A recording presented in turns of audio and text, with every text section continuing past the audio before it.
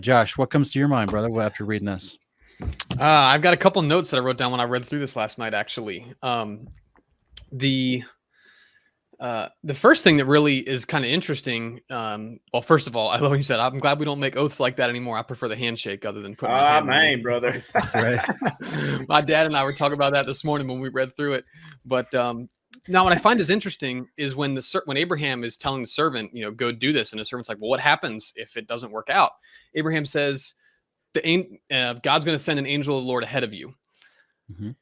Like, does God warn Abraham ahead of time somewhere and say, hey, by the way, I'm doing this so he knows? Does Abraham make that request of God? Does he just speak because he knows God's character? Like, how does he know to make that statement? That seems like a very unique thing of, don't worry, God's going to send his angel ahead of you. It's going to be successful. You're good. How do you know that? So you're talking about here in verse 7? Because it mentions it twice. And then the servant repeats it while telling the story to Laban and Bethuel. By the way, do you guys think that this servant is Eliezer? I didn't give it any thought. I don't know. Probably. Yeah, because that's who he said he was going to give it to before Isaac was born. So yeah, because this is the servant. He said that he managed his whole household. Mm-hmm. So I'm just guessing it's maybe Eliezer. I just always been curious why it never names the servant in this particular chapter. That's an interesting thought. Interesting idea.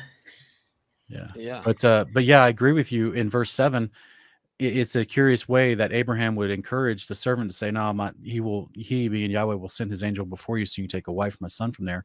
He goes on to say that as well in the retelling of this, is in verse 24. No. And so in verse 12, well, this is kind of this is one of the questions I had, adding to your thought, is in verse 26. It says, then the man bowed down and worshiped the Lord, saying, blessed be the Lord, the God of my master Abraham, who was not withheld his kindness and faithfulness. As for me, the Lord has led me on the journey to the house of my master's relatives. So okay, so that's one time he bowed down. But then when he meets Rebecca and realizes who she is and that she's qualifying for this position, so to speak, because of her behavior, he does it again in verse 48, I think.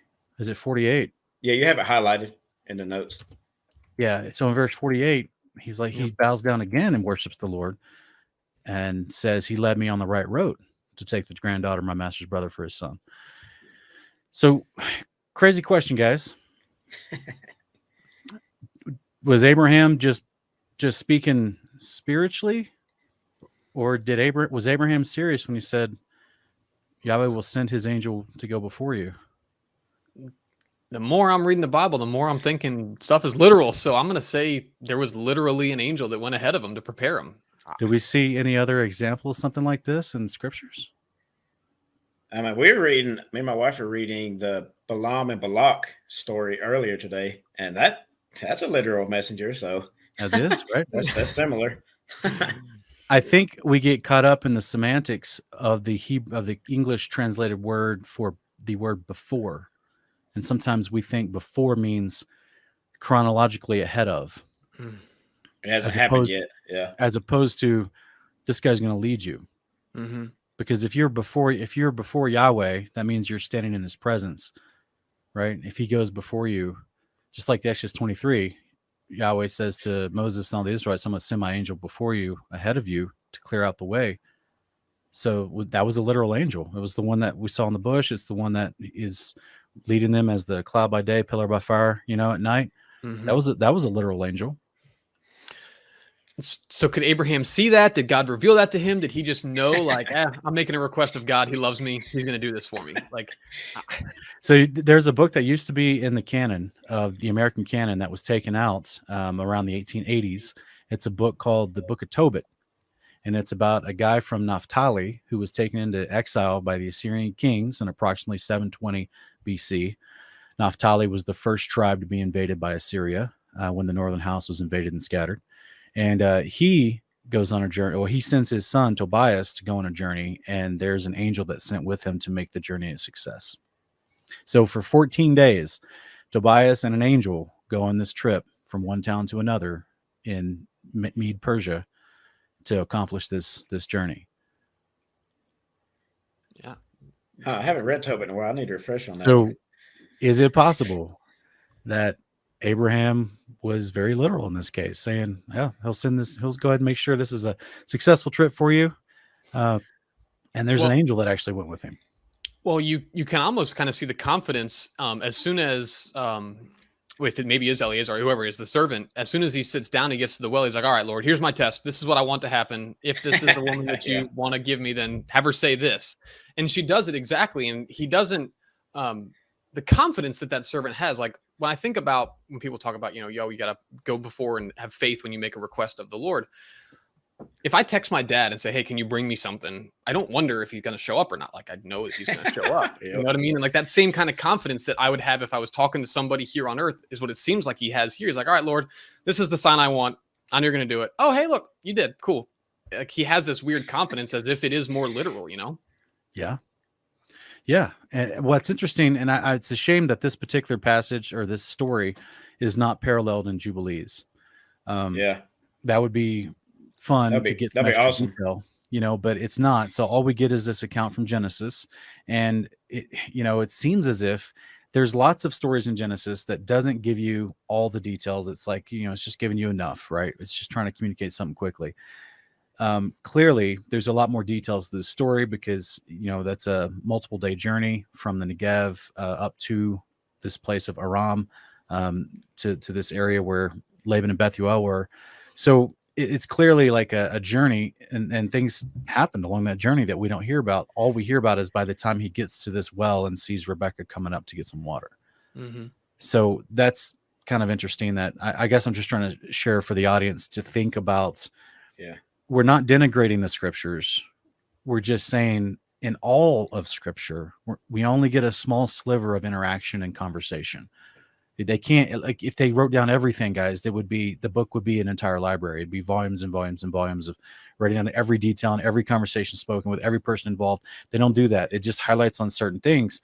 So, but the idea, when I find it curious, I see these hintings at an actual person being in the backdrop with this servant, because he's actually bowing down to somebody. Now, I know that some people will say, well, Sean, what if he was just excited and he's just bowing down? Like he's just saying, "Oh, praise you, Yahweh," bows down to heaven, but then bows down on the ground as an outward open show. Very possible. He could have done that. Yeah. I just see that mixed with Abraham saying he's going to send an angel before you. So that seems kind of strange. So, Sean, are you saying that the same way that the angels that appeared when they were getting ready to destroy Sodom and Gomorrah as men, are you thinking that one of the people in the caravan with this servant would have looked just like a man, but was in fact an angel of the presence? Or are you thinking that more kind of like Balaam, where he didn't see it until the donkey? Like, I'm thinking more like Tobit, where the angel is literally walking with the servant, leading the caravan and telling him which road to take, which is why he says he led me on the right road. It might be similar to when Sarah made the Most High a cheeseburger, pretty much. And there was a couple messengers there, so I think it's pretty similar. I think those are literal too. Yeah. So think about the landscape. Think about ancient landscapes as far as, they don't have major highways with all these signs telling you which suburb community to go into. Yep. But guys, these cities back then and these establishments of areas where people lived, they weren't cookie cutter suburban households, but they were large cities with a collection of people living in close proximity to each other, or having land to some degree on the outskirts, just like we do today. This is why many of the cities had fortified walls around them, and there was a large concentrated amount of people living in the city-state enclosed area versus the farmers who lived on the outskirts who managed large pieces of land. The wells there's not just one well for the entire northern region of Israel or Samaria, right? There's multiple wells. So that means you have to know the right road to get to the right well, which is close enough to Laban's house for Rebecca to run over and get some water. So it is a true statement for Laban to be like, without having a map and having never been here before, for him to be like, "Oh, the Lord led me on the right road." Mm-hmm. So I know a lot of people in the audience maybe want to make a mistake, maybe want to make the argument to say, "Sean, you're mistaken," to think that there could possibly be a literal angel sent before him, like Abraham mentions, to lead him on the right way to find his family. And that's okay. It's just my theory as far as I see so much angelic interaction in the scriptures all the time. Yep. And like we talked about in the last couple of weeks where there was angelic interaction. We're going to see another example of this in chapter 25 that I'd like to talk about as well. So I just think it's a shame that if there was an actual angelic interaction, this is their job, right? Hebrews 1:14, they're ministering servants sent by the Father to help those who are inheriting salvation. Well, this angel, if it's a literal angel in this story, he's helping the servant accomplish his mission. This servant has been circumcised and grafted in with Abraham. He's a part of Israel in the covenant. He's going to inherit salvation. So all the qualifiers fit, So this is why I would think it seems as if there's another guy here. He just doesn't have any dialogue in this story, And it's a high stakes event. I mean, yeah. If we don't get the right woman, then that changes all the genes and DNA of every person underneath there. So like, it would make sense that if that's their purpose, Yeah. Yeah. It's interesting. And then of course, where's the other one? What do you guys think? Well, I think I actually have. Oh, we're going to talk about this in a little bit. Verse 62, where it talks about that word that's really hard to say, Matthew, that bir lahahare roy. Yeah. I'm normally pretty good with Hebrew words, but that one was tough. Yeah, that's a tough one, right? I think we got that last portion or the portion before with Ishmael and how he went and settled near this place. So that Hagar and Ishmael had settled near this place because its Hebrew word means the Lord who sees. Mm-hmm. So I think this is interesting that Isaac had returned from there. Was he visiting Ishmael? I don't know. But I mean, Jubilees 22 says that both Ishmael and Isaac showed up together to celebrate Shavuot, and which is when Abraham died. And so they came to see Abraham right before he died, and they came together. So I don't know. It's just interesting that we could have a little hinting in here of Isaac still maintaining some sort of relationship as just coming back from visiting Ishmael. Mm-hmm. So, I'm sorry. Go ahead. Do you want to touch on the thigh custom before we go to the next chapter? I always thought that's every time I've done a Torah portion, read this, I always thought that's a very interesting custom. And like Josh said, I'm glad we don't do that anymore. What do you think is happening? Like someone's sitting down, and then someone comes up and put their hands under their thigh. Yeah, it seemed like just stick underneath there, like, all right, like kind of stuck at your mercy here. Like, what are we doing? Oh man, because it does seem kind of like an intimate thing between two dudes. Oh yes, right?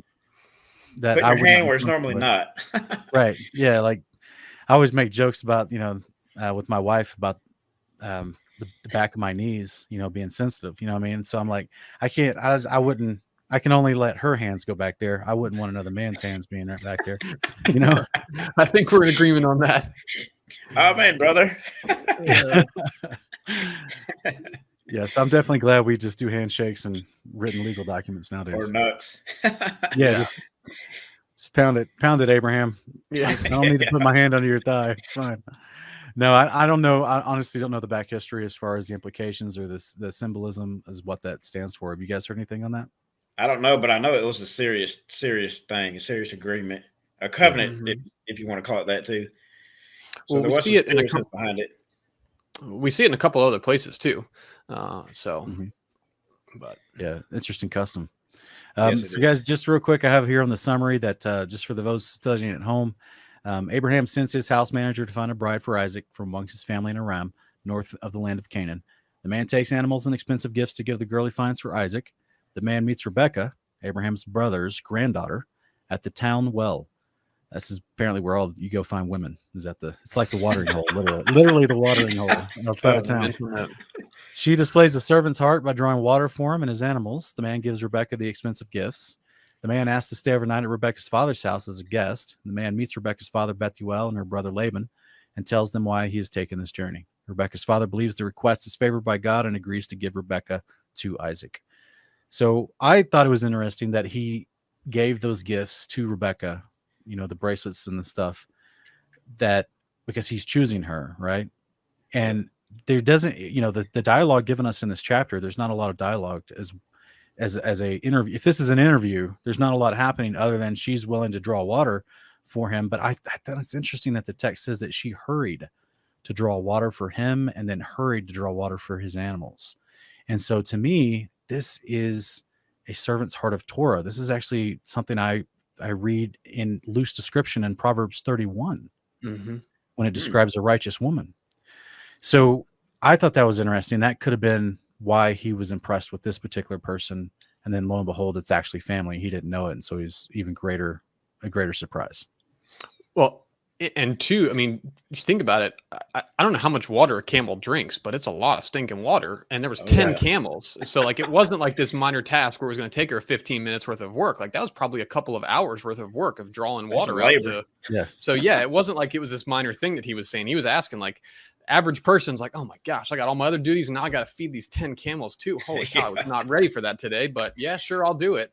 You know, that kind of attitude versus, oh yeah, no, sure, let me get your camels as well. That just goes to her heart because it was a pretty large task. Yeah, there's people in the audience in the live chat asking if Rebecca was 10 years old. I think that's taken from the book of Jasher. I don't know how I feel about that as far as that claim, or it could be taken from other rabbinical writings. I can't remember exactly where people make that claim, but I've never seen that. Jubilees doesn't say that. Genesis doesn't say that. I don't think personally, and we're going to read about this later with Ruth, is why I'm about to make this statement. But I personally don't think that she was that young of a girl.